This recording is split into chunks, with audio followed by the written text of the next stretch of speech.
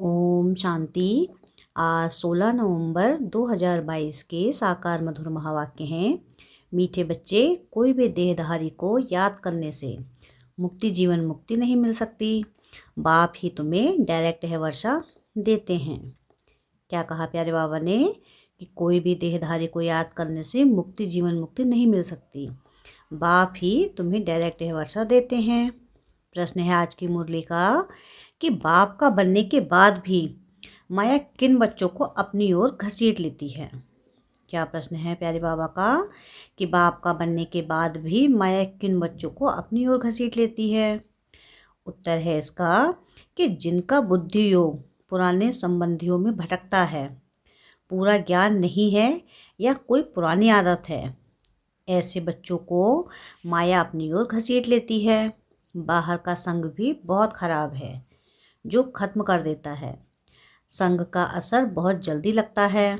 इसलिए बाबा कहते बच्चे एक बाप के साथ बुद्धि योग रखो, बाप को ही फॉलो करो, कोई भी देहधारी में प्यार नहीं रखो। गीत है आज की मुरली का कि तुम्हें पाके हमने जहाँ पा लिया है। ओम शांति। मीठे मीठे बच्चे जानते हैं कि अभी बेहद के बाप से हमें वर्षा मिल रहा है। यह बहुत समझने की बात है।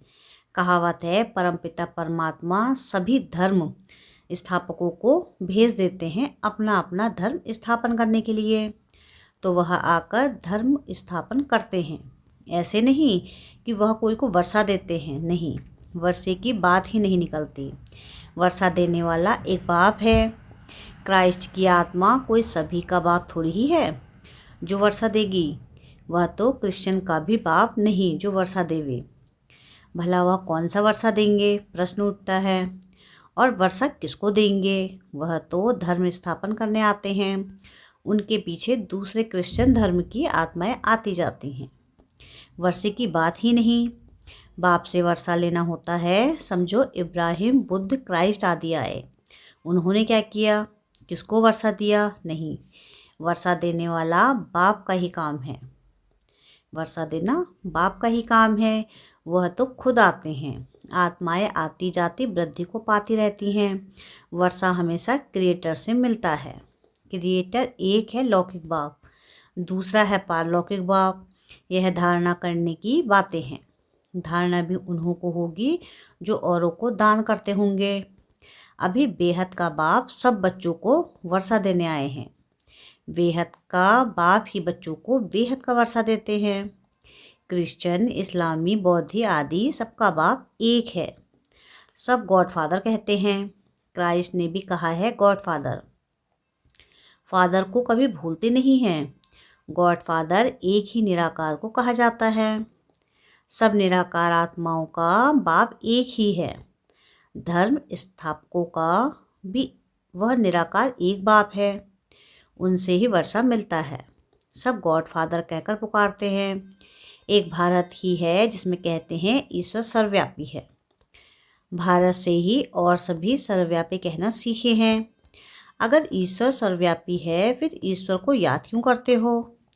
साधु लोग साधना व प्रार्थना किसकी करते हैं?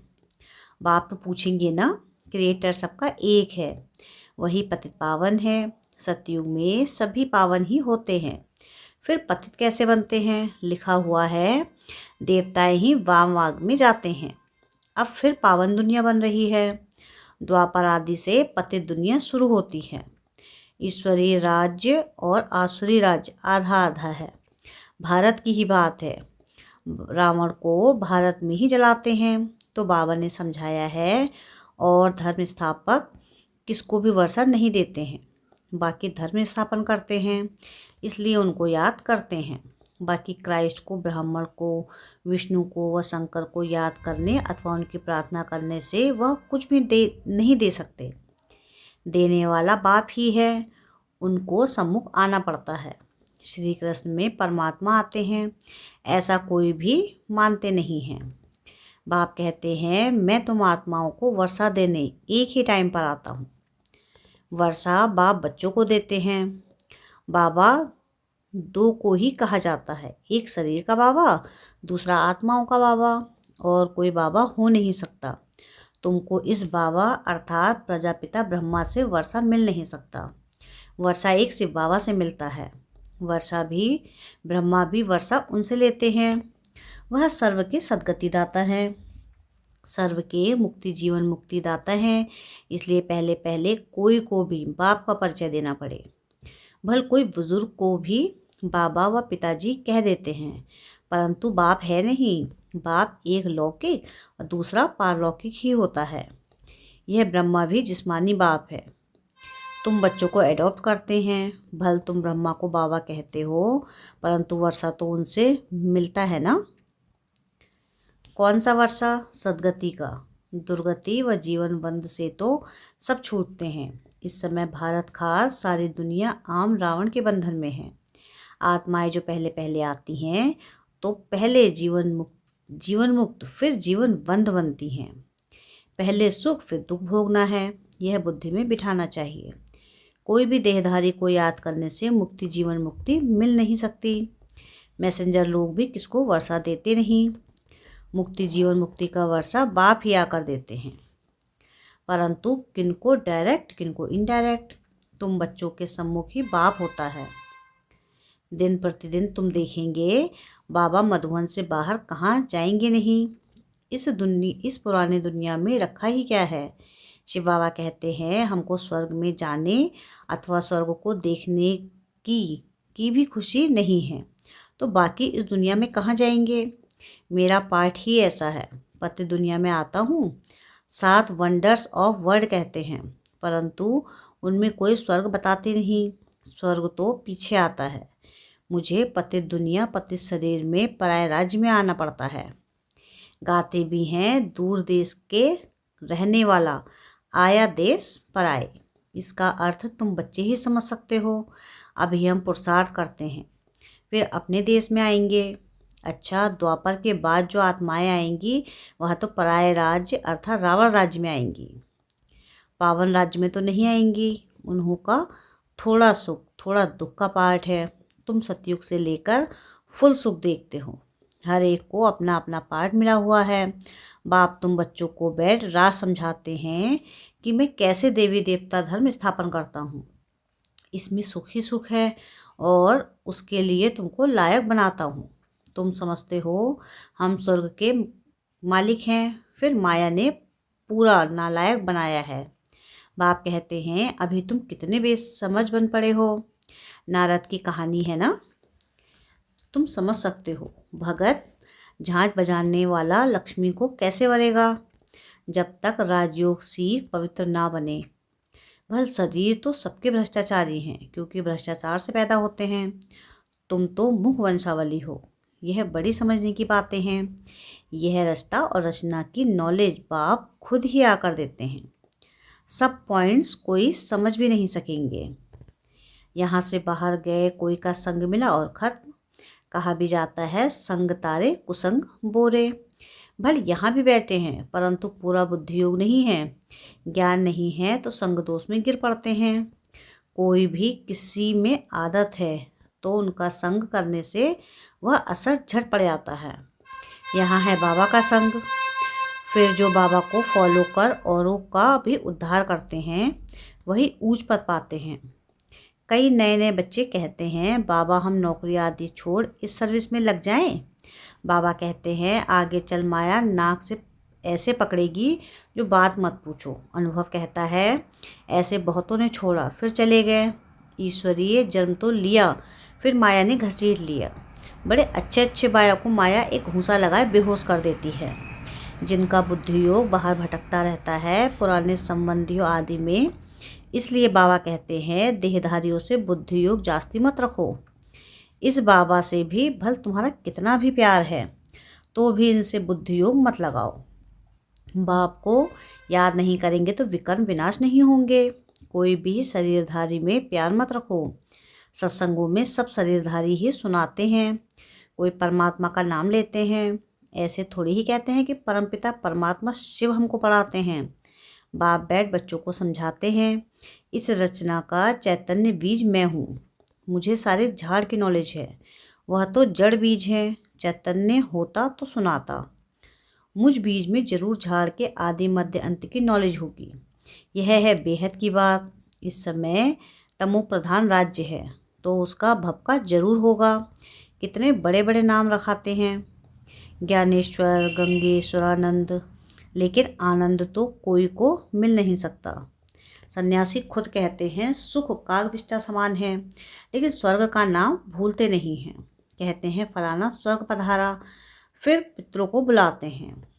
आत्मा कोई में प्रवेश कर बोलती है, परंतु आत्मा कैसे आती है कोई नहीं जानते। शरीर दूसरे का है, खाएगी भी उनकी आत्मा, उनके पेट में पड़ेगा। हाँ, बाकी वासना वह लेती है। शिव बाबा तो है ही अभोक्ता, कुछ खाते नहीं। मम्मा की आत्मा आती है तो खाती है, पितृ भी आते हैं तो खाते हैं। यह बातें समझने की हैं।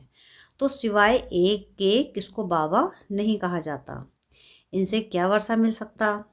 कुछ नहीं मिल सकेगा। क्राइस्ट ने वर्षा दिया है क्या? उन्होंने तो लड़ाई कर राजाई स्थापन की है। क्रिश्चियन लोगों ने लड़ाई की। जब धन की वृद्धि हो, धन इकट्ठा हो, तब राजाई चल सके। ऐसे थोड़ी ही है कि क्रिश्चियन ने राजाई दी। राजाई अपने पुरुषार्थ से ड्रामा प्लान अनुसार मिलती है, ऐसे कहेंगे। बाकी मनुष्य किसको कुछ दे नहीं सकते। अगर देते हैं तो अल्पकाल का सुख। अभी तो तमो प्रधान है, माया का बहुत जोर है। अब माया से युद्ध करना है। माया जीते जगत जीत। मनुष्य शांति में रहने के लिए कितना माथा मारते हैं। मन ऐसे थोड़ी ही शांत हो सकता है। यह तो कुछ सीखते हैं तो हिप्नोटाइज आदि कर अनकॉन्शियस कर देते हैं। मेहनत लगती है, किसकी तो ब्रेन ही खराब हो जाती है। बाप कहते हैं अगर कोई कर्म बंधन में अथवा मित्र संबंधी आदि में बुद्धि जाती रहेगी तो विकर्म विनाश नहीं होंगे। देहधारी से बुद्धि को हटाना है। सबको भूल जाओ।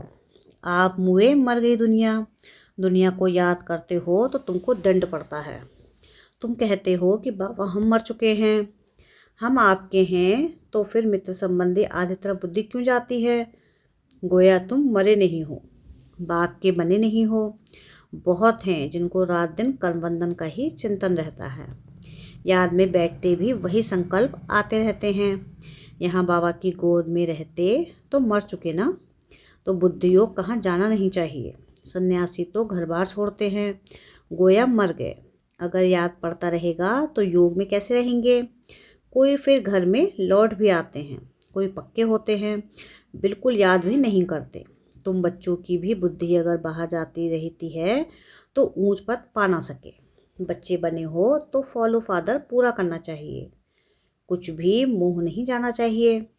परंतु तकदीर में नहीं है तो मरकर भी उस तरफ चले जाते हैं।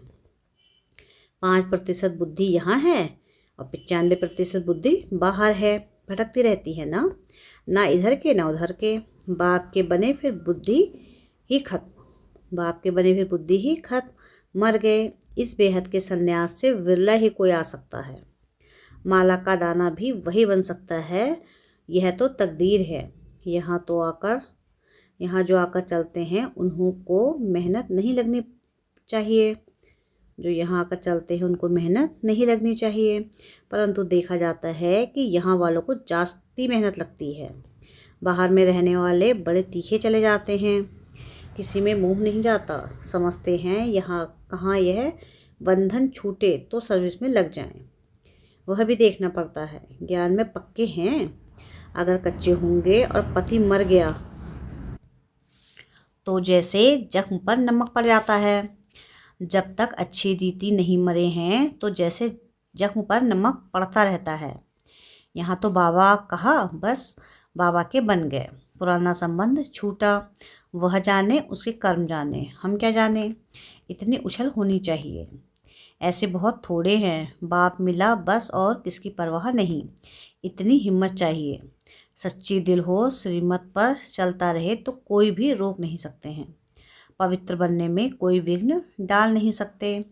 अच्छा, मीठे मीठे सिकिले दे बच्चों प्रति माता पिता बाप दादा का याद प्यार और गुड मॉर्निंग। रूहानी बाप की रूहानी बच्चों को नमस्ते। हम रूहानी बच्चों की रूहानी बाप दादा को याद प्यार गुड मॉर्निंग और नमस्ते। शुक्रिया प्यारे बाबा, शुक्रिया। अच्छा, धारणा के लिए मुख्य सार है। पहली पॉइंट है कि कर्म बंधन के चिंतन में नहीं रहना है, बुद्धि को देहधारियों से हटाना है, वेहद का संन्यास करना है। क्या है धारणा के लिए मुख्य पॉइंट? कि कर्म बंधन के चिंतन में नहीं रहना है, बुद्धि को देहधारियों से हटाना है, बेहद का संन्यास करना है। सेकंड पॉइंट है कि बंधनों से छूटने के लिए पूरा पूरा नष्ट मोहा बनना है, सच्ची दिल रखनी है, ज्ञान में मजबूत यानी पक्का और हिम्मतवान बनना है। क्या है सेकंड पॉइंट? कि बंधनों से छूटने के लिए पूरा पूरा नष्ट मोहा बनना है, सच्ची दिल रखनी है, ज्ञान में मजबूत यानी पक्का और हिम्मतवान बनना है। वरदान है आज की मुरली का कि बाप के साथ का अनुभव कर मेहनत को मोहब्बत में बदलने वाले परमात्मा स्नेही भव। क्या वरदान है आज का? कि बाप के साथ का अनुभव कर मेहनत को मोहब्बत में बदलने वाले परमात्मा स्नेही भव। बाप दादा बच्चों को अपने स्नेह और सहयोग की गोदी में बिठाकर मंजिल पर ले जा रहे हैं। आप बच्चे सिर्फ परमात्मा स्नेही बन गोद में समाये रहो तो मेहनत मोहब्बत में बदल जाएगी। लवलीन हो हर कार्य करो, बाप दादा हर समय सर्व संबंधों से आपके साथ हैं, सेवा में साथी हैं और स्थिति में साथ हैं, सर्व संबंधों के साथ निभाने की ऑफर करते हैं। आप सिर्फ परमात्मा स्नेही बनो और जैसा समय वैसे संबंध के साथ रहो तो अकेलापन फील नहीं होगा। स्लोगन है आज की मुरली का कि स्व उन्नति और सेवा का बैलेंस ही सफलता का साधन है। क्या है स्लोगन आज का? कि स्व उन्नति और सेवा का बैलेंस ही सफलता का साधन है। अच्छा, ओम शांति, ओम शांति, ओम शांति।